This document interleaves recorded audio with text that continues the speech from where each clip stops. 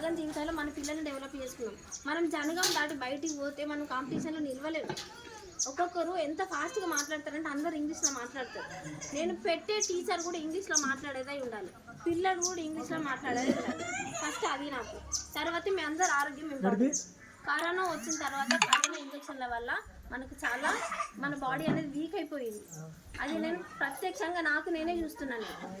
అట్లా ఏ ఒక్కరికి ఏ ఇబ్బంది వచ్చినా కూడా ముందు సరితా నాకు వార్డు మెంబర్గా నాకు సాయం చేస్తుంది. వీళ్ళ మామీ రిటైర్ అయినాక ఊరికి వచ్చింది, వీళ్ళు ఇక్కడనే ఉంటారు. అలా ప్రవీణ్ వర్క్ ఫ్రమ్ హోమ్ చేస్తారు. ఇంతకుముందుకు కరోనా కూడా చేసిండు. ఆమె కూడా చిన్నపిల్లల కోసం ఇంట్లోనే ఉంటుంది. నేనున్నన్ని రోజులు ఆమెను బయటికి పోనీయా, నేను పదవి ఉన్నన్ని రోజులు ఆమె 5 సంవత్సరాలు ఊర్లోనే ఉండాలి. ఏదో గెలిపించుకొని బయట పడడు కాదు. నేనున్నన్ని రోజులు ఖచ్చితంగా ఆమె ఊర్లో ప్రజలకు సేవ చేయాలి. మనకి ఏఎన్ఎం ఉంటారు, ఆశా వర్కర్లు ఉంటారు. వాళ్ళు ఎప్పుడు మీటింగులని అదని ఇదని పోతారు. మనం వాళ్ళ ఇంటివే గోళీలు తెచ్చుకోవాలి. కానీ నెలకి కనీసం వారానికి ఒక్కసారి అయినా ఈమె వాడు ఈమె చూసుకోవాలి. వీలైతే వీళ్ళ నాన్న క్లినిక్ పెట్టిస్తా అన్నాడు. ఇప్పుడు మన సుదర్శన్ మామూలు ఉంది కదా ఆర్ఎంపీ డాక్టర్ లాగా మనం ఇక్కడ ఎస్సీ కాలేజీలో ఒక హాస్పిటల్ పెట్టుకున్నాం. ఆమెకు ఎప్పుడు ఉంటుంది, మీరు 12 కాదు, 2 కాదు, 3 కాదు, 4 కాదు, ఫస్ట్ ఏదైనా కూడా ఈమె దగ్గర కన్సల్ట్ అవుతాం. ఈమె బీపీ చెక్ చేస్తుంది, షుగర్ చెక్ చేస్తుంది, గోళీలు రాస్తుంది, అన్నీ రాస్తుంది. ఈమె వల్ల కానప్పుడు అంబులెన్స్కి ఫోన్ చేద్దాం. మనం అన్ని గవర్నమెంట్ తరఫున పోవాలి, ప్రైవేట్ తరఫున పోవద్దు. మనకు అన్ని అవైలబుల్ ఉన్నాయి. వాటి అన్నిటిని సద్వినియోగం చేసుకున్నాం. మనకున్న కూలి తక్కువ, మనకున్న శక్తి తక్కువ. మనం ఇట్లనే కూలి చేసుకుంటూ పోతే మనం ఎన్ని రోజులు పని చేయగలుగుతాం? మన బాడీలో శక్తి నశిస్తుంది. మనం ఆరోగ్యాన్ని కాపాడుకోవాలి, ఉంటే వసతులు అనేది సద్వినియోగం చేసుకోవాలి. ఏ ఒక్కరి దగ్గర కూడా ఏ ఇల్లు కూడా మురికి చెంతలాగా ఉండేది. ఇప్పుడు వాళ్ళు ఉన్నారు కదా, వాళ్ళు మెయిన్ తీసుకుంటూ పోతారు, లోపలికి అయితే రాదు. లోపలికి కూడా వచ్చి ఉండాలి. ఏ చెత్తలు ఉన్నా ఏది ఉన్నా అన్ని కాలు పెట్టాలి, నీట్గా ఉండాలి. మన ఊరు గ్రామం, ఆదర్శ గ్రామం. ఎట్లా చెప్పాలా, మనకి ఏ కూడా మురికి కలవలేదు. మనకు కంపేర్ చేస్తే ఒడిశలతో కంపేర్ చేస్తే మనకు దోమలు చాలా తక్కువ. మనకి ఏ రోగాలు వచ్చినా ఫస్ట్ దోమల వల్ల వస్తుంది. దోమలే మనకు చాలా తక్కువ ఉంటాయి, ఏదో గడ్డి ఉన్న ప్లేస్లో తప్ప. ఆ గడ్డి ఉన్న ప్లేస్లలో కూడా మన గ్రామ పంచాయతీ తరఫున నరేష్ గడ్డి మందు కొడతాడు. అట్లనే నెలకి ప్రతి ఒక్కటి చేసుకుందాం. మన కాడల తరఫున ఏది వచ్చినా నేను చేయడానికి ముందుంటా. మన పిల్లల భవిష్యత్తు ఇంపార్టెంట్, మీ ఆరోగ్యం ఇంపార్టెంట్. నా ఆరోగ్యం కూడా నాకు ఇంపార్టెంటే. నా ఆరోగ్యానికి నాకేమైనా కూడా నాకు సర్ది చూడాల్సిందే. చదువు పరంగా మీకు ఆరోగ్య పరంగా నేను ముందుంటా. అట్లనే నాతోటి ఉన్న అక్క చెల్లెలందరికీ కూడా నేను ముందు తీసుకోవచ్చా. ఇప్పుడు సపోజ్ అనురాధ ఉంది, ఆమె పాపం ఎప్పటి నుంచో పని చేస్తుంది. ఆమె కష్టపడి ఆమె చేసుకుంటుంది, ఆ పిల్లల్ని చదువుకుంటుంది. నేను ఆమెని ఇప్పుడు అందరు మిషన్ నేర్చుకోవడానికి పోతుంది. మిషన్ నేర్చుకో ఇంకా పెన్సిల్ తయారయ్యే కంపెనీ కూడా నేను తయారు చేసి తెప్పిస్తున్నాను. మిషన్లు పెన్సిల్ తయారయ్యేది. మనకి ఎండాకాలం పనులు ఉండవు. మనం ఇప్పుడు అంటే ఏదో ఉన్నన్ని రోజులు పని చేసుకుంటాం.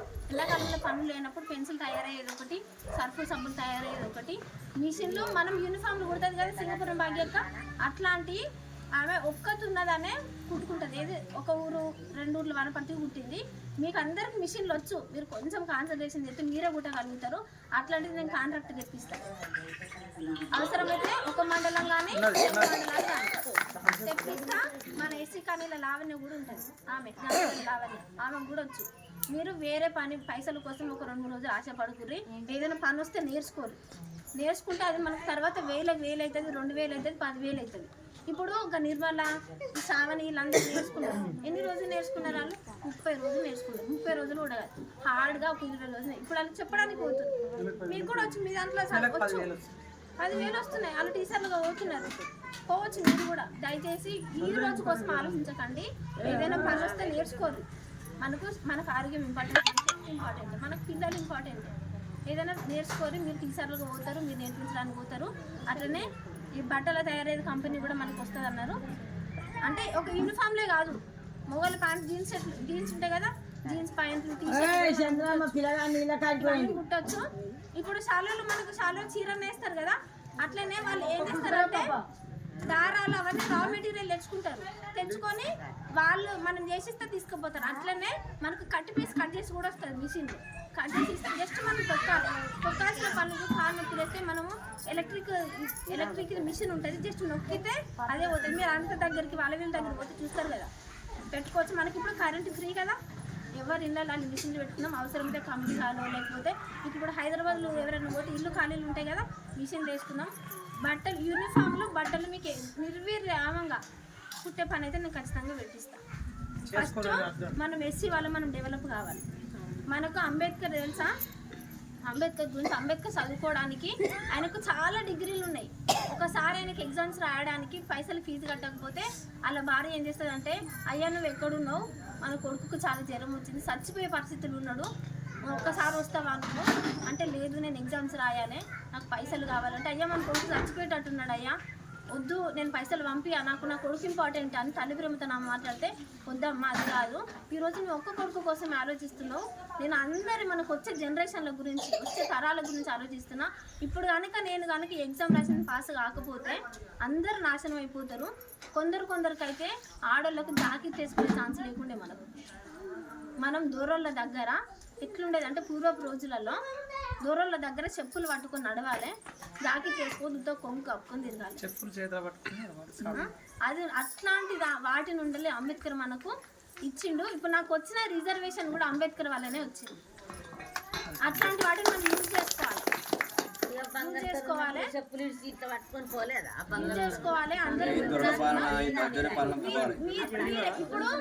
ఇప్పుడు ఏంటిది వరగడానికి మిషన్ వచ్చింది. మన వరగడానికి పోతే ఎంత లాస్ ఉంటుందో మనం చెప్తే, ఇప్పుడు అట్లనే వరగడానికి మిషన్లు వచ్చినాయి, నాటేయడానికి కూడా మిషన్లు వచ్చినాయి. మీరు పనులు చేసుకోవాలి అంటలేను, కానీ మనం శక్తిని కాపాడుకుందాం. జనగం ఎట్లా డెవలప్ అయిందో మనం అట్లా డెవలప్ అయిదాం. మన పక్కన గ్రామం వరపర్తి గ్రామం ఆదర్శ గ్రామం అది. అట్లనే మనకు సెక్రటరీ సార్ ఉన్నాడు కదా, సెక్రటరీ సార్ ఆయన మన ఊరి పనులు చేస్తే ఆయనకి ఆదర్శ గ్రామంగా ఈ మున్సిపాలిటీ వాళ్ళని అడగండి, నరేష్ని కానీ, మన నల్లాలబెట్టి సునీల్ని కానీ, ఈ ప్రమీల కానీ, బాష్పక్ అలా అడిగితే మన సారే మంచిగా పని చేయించిన. అట్లాంటి సెక్రటరీ సార్ మనకు ఉన్నాడు, గవర్నమెంట్ తరఫున అధికారులు ఉన్నారు, మనం యూటిలైజ్ చేసుకుందాం. ఇవన్నీ నేను చేయడానికి వస్తున్నా. నేను ఈ రోజు ఏది మాట్లాడినానో రేపు నేను గెలిచినాక కూడా అదే మాట్లాడతా. దయచేసి ఎవరు ఏమనుకోవద్దు, నేను మీ ఇంటి ఆడబిడ్డ లెక్కనే పనిచేస్తా. నేను ఎప్పుడన్నా ఏదైనా మీరు నన్ను క్వశ్చన్ చేయొచ్చు. మీకు ఏది కావాలన్నా నేను దగ్గరుండి రాపిస్తా. అందరు కలిసి నాకు ఏమైనా అప్లికేషన్ ఇస్తే నా వల్ల కాకపోతే పక్కన ఒక మనిషిని పెట్టుకుంటాను, సరేనా? ఒక్కసారి అందరు ఆలోచించుంది. నేనైతే నా సొంత పరంగా ఆలోచించడానికి రాలేదు, నాకు మా మామ సంపాదించింది చాలు. నా కొడుకు ఇప్పుడు ఇంటర్మీడియట్ ఫస్ట్ ఇయర్ అని నేను హైదరాబాద్ వేసిన. నా పిల్ల చిన్నది, ఆమె ఆశ్రమం అయితే ఆడనే చదివించుకుంటా. మన లక్ష్మీనారాయణ సార్ ఉన్నారు కదా, ఆయననే చదివించచ్చు. ఇప్పుడు మన స్కూల్ కూడా డెవలప్ అయింది. సో అందరం ఆలోచించుకుందాం, అందరం గవర్నమెంట్ పరంగా పోదాం, అందరం డెవలప్ చేసుకుందాం. ఒక్కసారి ఆలోచించండి.